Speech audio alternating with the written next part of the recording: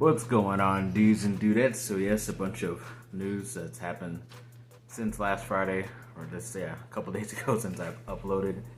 So yeah, let's get into the rest of this Chargers draft and what has happened to USC football in the past couple days. So ASU freshman All-American linebacker Eric Gentry entered the portal a couple weeks ago. Obviously, he was visiting USC, and luckily it turned out to be great because he committed to USC, I believe, this last Friday after I uploaded that video. So I've been waiting to talk about him a bit. He was definitely one of the more talented guys out there in the Pac-12, and obviously he was a freshman All-American throughout all of college football. That's a good thing, so definitely glad he will be on the team soon. And then also, USC just earlier today on Sunday, got a commitment from their 4-star guy that I said was going to be very important in Christian Pierce out of Rancho Cucamonga. Luckily, he chose USC over Washington and UCLA. Definitely very happy about that. So this is definitely a big get. Another Southern California kid staying home for USC. Then one of the top sophomore, he's a sophomore right now, but going into his junior year, he won the Biletnikoff as the top wide receiver this last season for college football in Jordan Addison from Pittsburgh.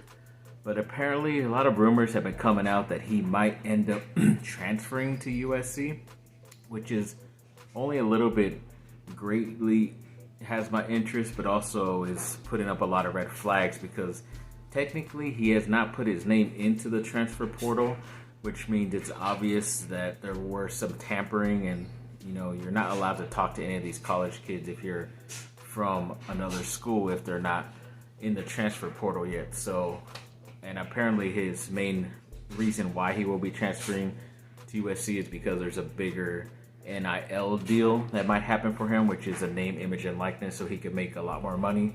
This was the problem that people have with college football with all this being able to pay players now, is that once the big schools like USC, Alabama, Clemson, Notre Dame, they start paying good players off of other teams to come to their school, kind of like a free agency in the NFL, then that would be bad or something like that. But for some reason, it's not bad if it's guys who are coming out of high school who are considered to be just as good or not better than a lot of these guys. So I don't know, it's kind of like a double negative. But if it was before he was entering the transfer portal, then I think it could be bad for USC just because they could end up getting some allegations or suspensions or something like that. But overall, hopefully it's not anything too crazy. And yes, that this guy will be eventually on USC's campus in the fall, which would make USC definitely a top 10, maybe even a top 4 finalist for the college football final at the end. But this will be very, very freaking awesome. Then also, when it comes to NFL draft, as far as USC players, only 2 were selected during the draft. A couple more signed as undrafted free agents. But when it comes to the drafted guys, Drake Jackson, the defensive end / outside linebacker, had gotten chosen. Hold on, the freaking dryer's too loud. One sec. Clicking and clamoring, but yes, finally so Drake Jackson, he went to the 49ers in the second round at number 61. Pretty high, but overall, a lot of people are saying he could have snuck in as a first rounder, but I guess not. So high second round pick, not too bad for him.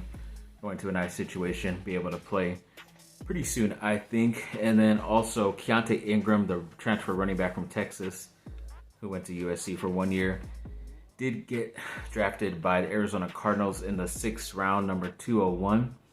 So I know Cardinals have a couple running backs, but he has a slight chance to make the team.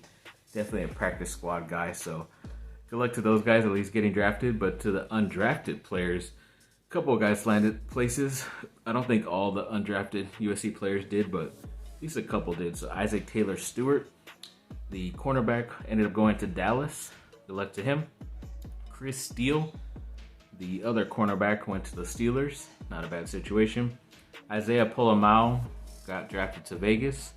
See what he does. Kanai Mauga went to Denver.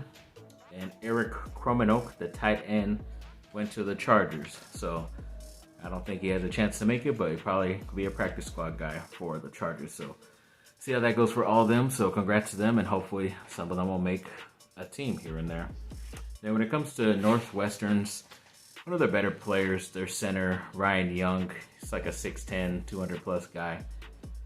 He's pretty talented, average almost 10 points a game, but he decided that he's going to transfer to Duke, which is a good thing because they definitely need some bigger players out there, so not that mad about it. And he's most likely going to be coming off the bench for you anyway, so it's not going to hinder any of the top guys coming in like Derek Lively. So let's hope not, because we want Lively on the team. Then when it comes to, yes, the Chargers, get into them finally. So during the third day, so day 3 of the draft, they ended up trading 2 of their back-to-back picks in the 7th round to Chicago again. So I guess they just felt they didn't need to bring in that many guys, and they weren't looking at that many guys. But it's kind of funny because they ended up getting a 6th round pick next year in 2023 in the draft, but it's surprisingly their same pick. For some reason, the general manager, Telesco, didn't even know that it was the same exact pick that they traded off, which I didn't know you could trade right away, the same pick over again, but I guess you can. And so now the Chargers have all of their picks once again for next year's drafts, and we'll see what other compensatory picks, extra picks that they get. But yeah, as of right now, they have all their draft picks going into the future, which is pretty interesting. But comes to the Chargers, yes, in the 3rd round, they ended up going with a safety out of Baylor in JT Woods. Overall, I know Baylor's been a lot better team ever since Dave Aranda took over from winning the championship at LSU and went to go coach there. Especially the defense. He was a D coordinator on that championship winning team, and they just became really great. I mean, this team has definitely stepped up, especially since the past 2 seasons I think he's been there. And the defense is the main part of it, and this guy is freaking fast. He was also on the track and field team, so he's like a 4.2, 4.3, something like that. But they say he has very good instincts and coverage skills as well. So once again, I told you before the draft that they were going to maybe go for a lot more of these corners and DBs that are very versatile, who could play both positions and are very fast and are good at coverage. So this is definitely not that crazy of a pick that they went with JT Woods. So see what he can do. Then in the 4th round, they went with the running back from Texas A&M, Isaiah Spiller. Known about him for the past couple of years as well. He's been pretty consistent, especially playing in such a tough conference, SEC.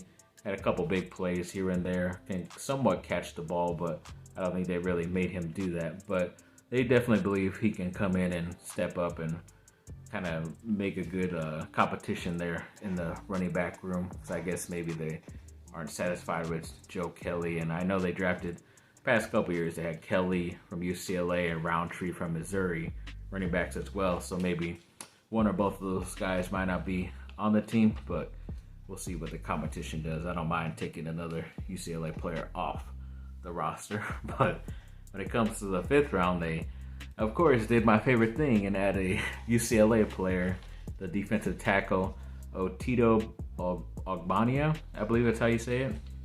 They've all been calling him Tito instead of Otito, so I guess that's what everybody's gonna yell out when he makes a tackle or a sack. So I guess it's cool. I guess they've liked him a lot. He came to a lot of their camps and stuff, and they worked him out, and he was like one of the higher graded passing of their workouts in this whole entire process. So they think this is a really big get, and he can definitely help out. I know when Brandon Staley mentioned all the D tackles and nose tackles, he waited to mention Jerry Tillery, my favorite Notre Dame player on the team, last. So hopefully I can maybe if they supplant a UCLA player with a Notre Dame player, I think I'll be better with that. You just got to get something for Tillery because he was a 1st round pick, so you got to get something in return from him.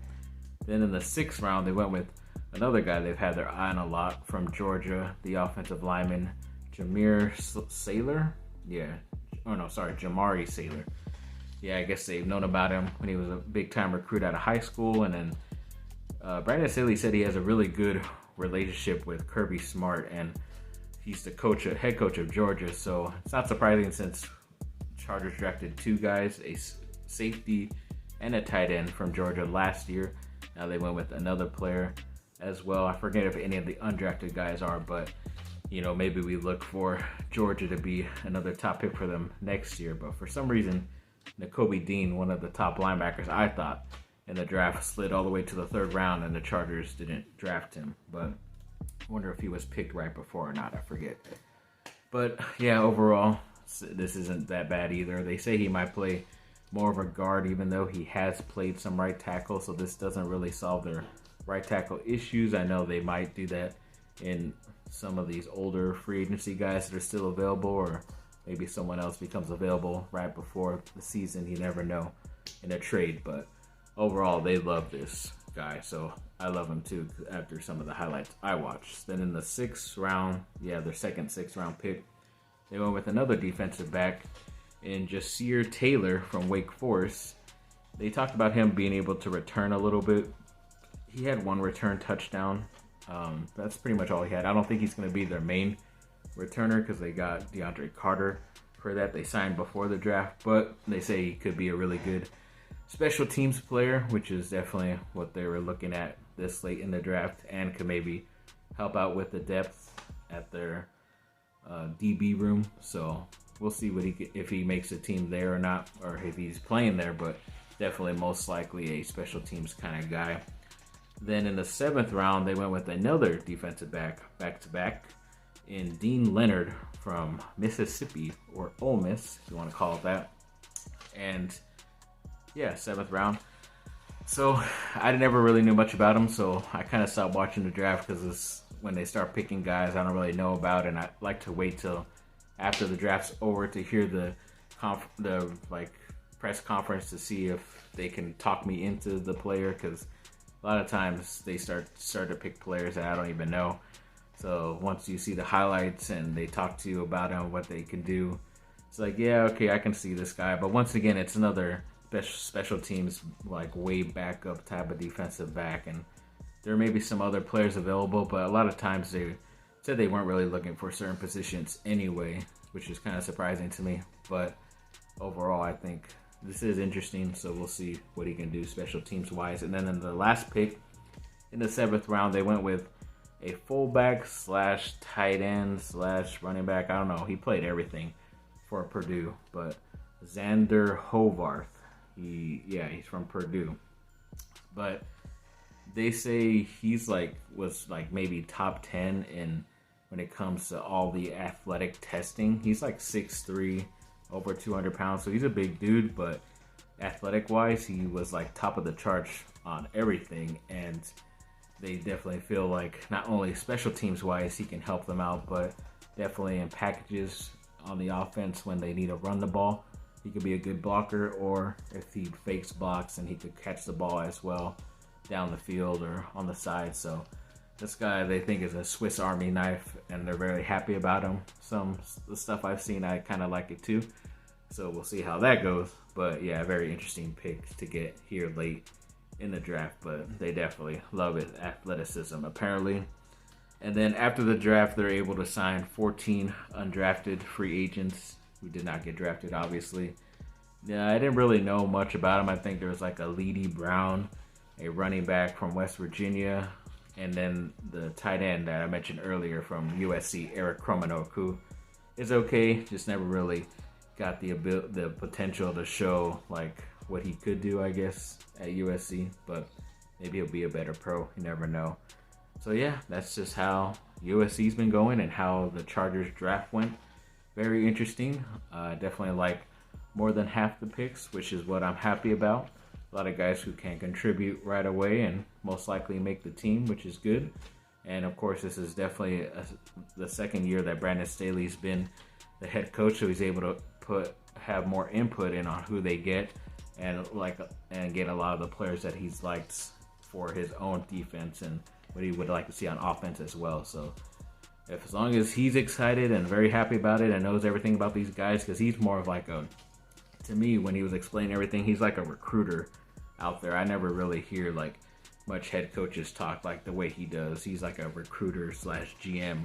Here's what he sounds like. So it's definitely awesome to have him as their head coach leading the way, and hopefully can lead them to the not only the playoffs, but the promised land this year. Hoping all the good vibes and health are for the Chargers, because that team definitely needs it.